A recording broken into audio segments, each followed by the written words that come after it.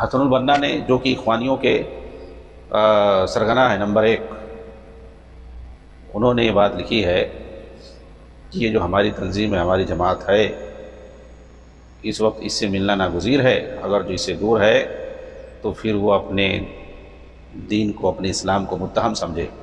تو وہ ہمارے طور طریقے پہ نہیں ہے اور اپنے آپ کو وہ اسلام کا ٹھیکیدار سمجھتے ہیں۔ ایسے ہی مودودی نے بھی لکھی ہوئی ہے اپنی ایک کتاب کے اندر کہ جیسے اللہ کے رسول اسلام لے کر کے آئے، اسلامی شریعت لے کر کے آئے، تو اس وقت دنیا والوں کے سامنے 2 ہی راستہ تھا، یا تو نبی صلی اللہ علیہ وسلم کے لائے ہوئے پیغام کو، دین اسلام کو وہ تسلیم کرے اور پورے کے پورے اس میں داخل ہو جائیں،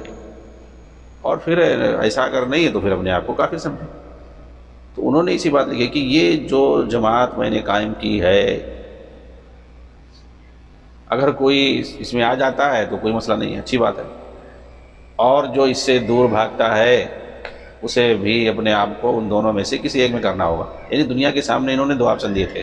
تیسرا کوئی آپشن نہیں تھا۔ یہ کیا ہے؟ تکفیری سوچ،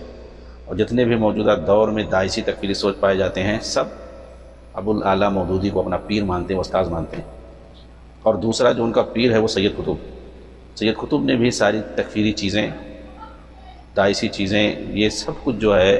اپنے استاذ اول مودودی سے سیکھی ہے۔ ان کی کتابیں یہ لکھتے تھے، فوراً اس کو عربی میں ترجمہ کرایا جاتا تھا اور اسے پورے عرب دنیا میں پھیلا دیا جاتا تھا۔ سید قطب نے بھی جو تکفیری چیزیں سیکھی ہیں اور انہوں نے عربوں میں تکفیر پھیلایا ہے،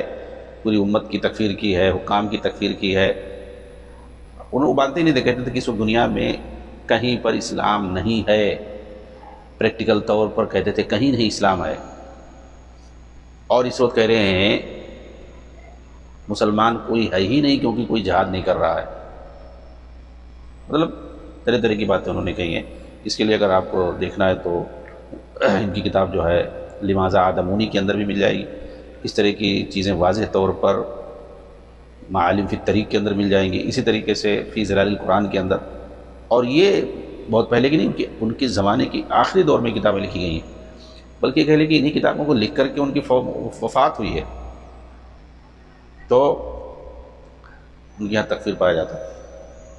اور خود جو ہے اخوانیوں میں سے یوسف قرضاوی نے اسے تسلیم کیا کہ سید قطب کی انہی کتابوں سے تکفیر پھیلی ہے دنیا کے اندر، اور جو تکفیری جماعتیں پائی جا رہی ہیں اس وقت سب انہی سے متاثر ہیں، انہوں نے تسلیم کیا ہے۔ جی ہاں۔